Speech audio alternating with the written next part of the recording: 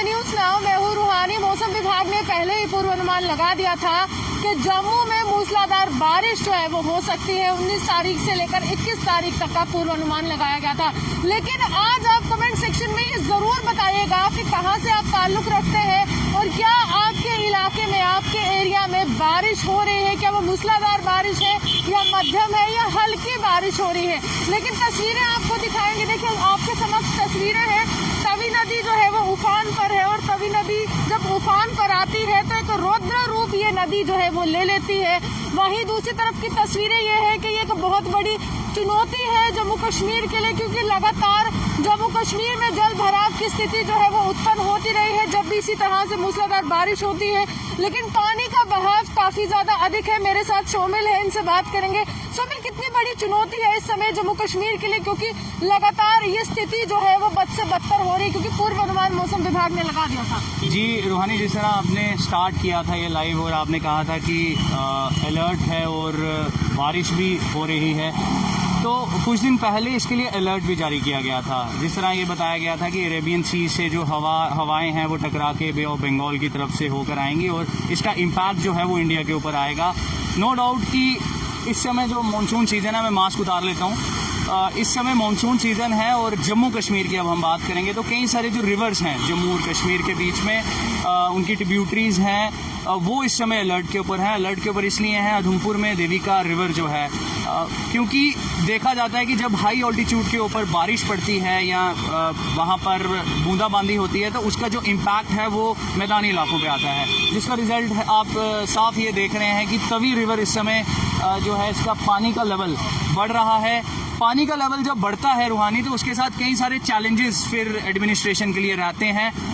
Challenges इसलिए रहते हैं क्योंकि पूरी तरह से देखना पड़ता है। आपको याद होगा पास्ट, अगर आप 2 साल पीछे जाएं पास्ट ईयर्स में, तो भगवती नगर के ब्रिज के ऊपर से आपको याद होगा, आपने भी रिपोर्टिंग की थी, मैंने भी वहां से लाइव किया था, तो कुछ लोग ऐसे थे जिनको कोई फर्क ही नहीं पड़ रहा था, पानी का लेवल बढ़ रहा था और एक प्रभाव उनके ऊपर सूट करता है, अकल के अंधे जान के दुश्मन।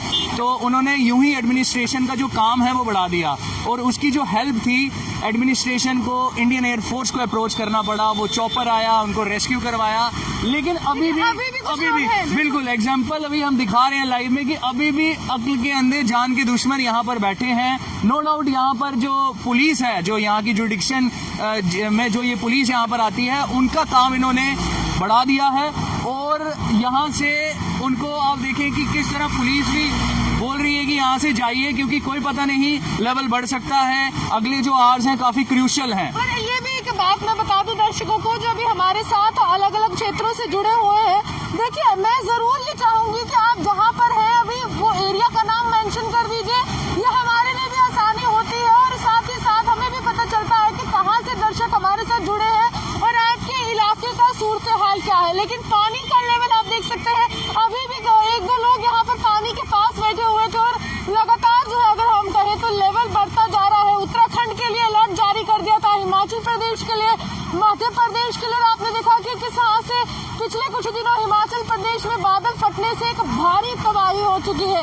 तो लगातार आपके लिए यही हम बार बार कह रहे हैं कि आप अगर किसी भी तटीय इलाके के पास रहते हैं, तवी नदी के पास रहते हैं, और सबसे बड़ी चुनौती ये है, शोमिल से जानते हैं, शोमिल जो लोग लो लाइंग एरियाज में रहते हैं, क्योंकि मैं पिछले साल का अगर वाकया बताऊं तो बेली चौराना में बहुत तबाही हुई थी, उनके लिए किस तरह से प्रशासन को कदम उठाने चाहिए इस समय, क्योंकि वो तबाही का मंजर हर बार देखकर काफी नुकसान है। देखो रूहानी, उसमें ना बहुत सारे एस्पेक्ट्स हैं। अगर देखा जाए तो बेली चराना वाली आपने लोकेशन बताई, वहाँ पर कई दफ़ा जब मानसून सीज़न आया तो हमने भी वहाँ पे लाइव किया है। कई जगह वहाँ पर ऐसा होता है कि जो पानी का लेवल बढ़ता है, जो सराउंडिंग वहाँ पर लोग रहते हैं उस रिवर के बैंक के आगे पीछे, क्योंकि कई सारे लोगों ने उस जगह को इंक्रोच भी किया है। हालांकि वो सिविल एडमिनिस्ट्रेशन का डोमेन है, उनको देखना है, लेकिन यहाँ पर चैलेंजेस इस कदर बढ़ते हैं क्योंकि जो डाउन एरिया है वहाँ पर पानी लोगों के घरों के बीच में चला जाता है, उनका सामान वहाँ पर कीमती जो पड़ा होता है वो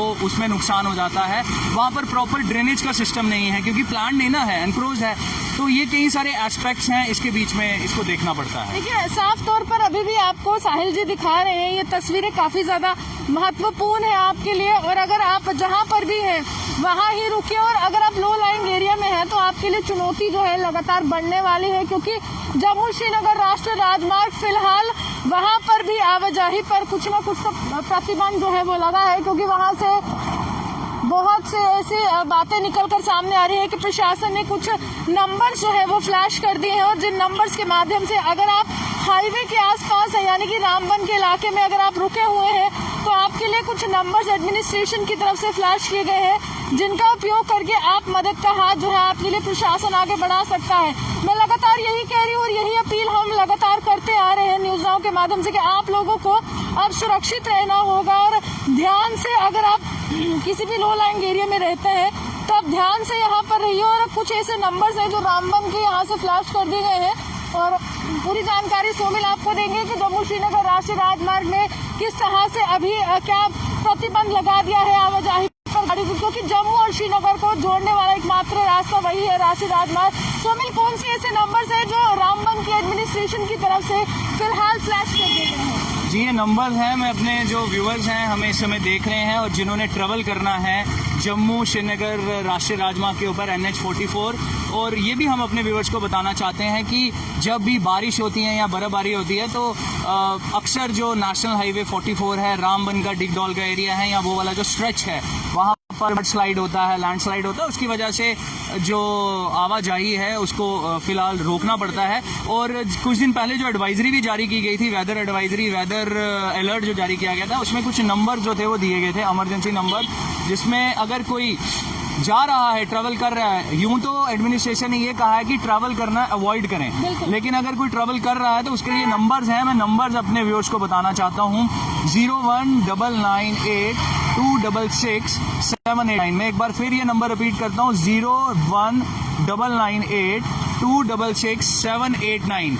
और उसके साथ साथ दूसरा नंबर जो है ये डिस्ट्रिक्ट एडमिनिस्ट्रेशन रामबन का है, इसमें नंबर हम आपको बताना चाहते हैं 9906925595, 9906925595। ये नंबर्स हैं और इन नंबर्स के ऊपर आप कांटेक्ट कर सकते हैं अगर आपको लगता है कि आप वहाँ कोई आपको इमरजेंसी या कोई आपको असिस्टेंस चाहिए वहाँ पे, तो आप इन नंबर्स पे कांटेक्ट करके एडमिनिस्ट्रेशन को अपनी प्रॉब्लम बता सकते हैं। नंबर जारी किए गए हैं और यूं तो इस स्ट्रेच के ऊपर अवॉइड करने के लिए कहा गया है, क्योंकि उन्होंने कहा है कि 2-4 दिन रुक जाइए, बारिश थम जाएगी तो अगर बड़ा ज्यादा जरूरी है तभी निकल के जाइए। यूं अगर बादलों ने फिर से करवट ली है कि ये सामने तस्वीरें आपके हैं और बावली माता जी का मंदिर है, और देखिए मौसम कितना ज्यादा अभी मूसलाधार बारिश वाला बन रहा है। लगातार आज पूरा दिन बारिश का अनुमान है, कल भी बारिश का अनुमान है,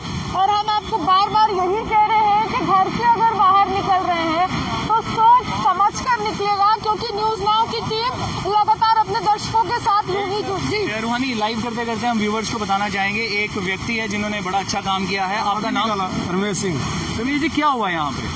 अभी एक बंदा फंस गया था, इधर कुछ कर रहा था, कोई काम पता नहीं क्या कर रहा था, फंस गया यहाँ पे। तो फिर उसको किस तरह से निकाला आप सबने? वो टीम मंगवाई, वो आगे नहीं आई, तो फिर तारी मार करके गया, हम लोग रस्सा बांधा उनको, रस्सा बांध करके फिर उसको निकाला बाहर। क्या काम क्या करते हैं? मछली पकड़ते हैं। आप मछली पकड़ते हैं? ये पानी का लेवल कितनी देर पहले, क्योंकि सुबह इतना लेवल नहीं था, थोड़ा कम था तो अभी थोड़ा बढ़ गया है, अचानक उफान पर आई है। हाँ जी, अभी आ रहा है पानी और आ रहा है अभी।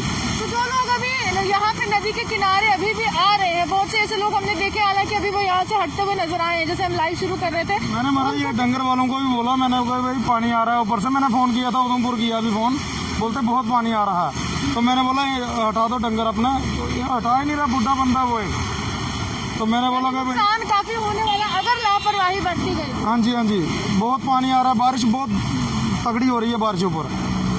और कुछ ऐसे भाई हैं आपके मछुआरे भाई हैं, उनको क्या कहना चाहते हैं, क्योंकि हमने पिछली बार मछुआरे भाइयों को ये कहना चाहता हूँ कि भाई नदी के किनारे मत जाओ, जब पानी तो कमी होगी तो फिर जाओ, ऐसे मत जाओ।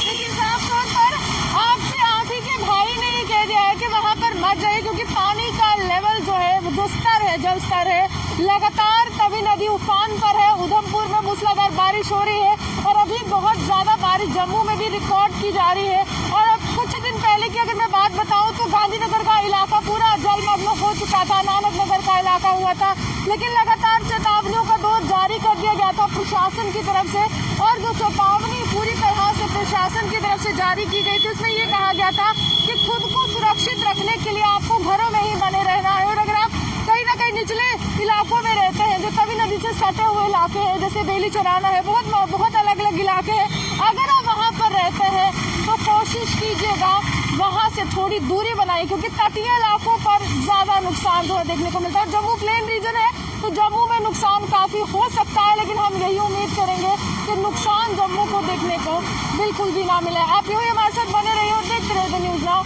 जम्मू से सोमिल रूहानी की रिपोर्ट।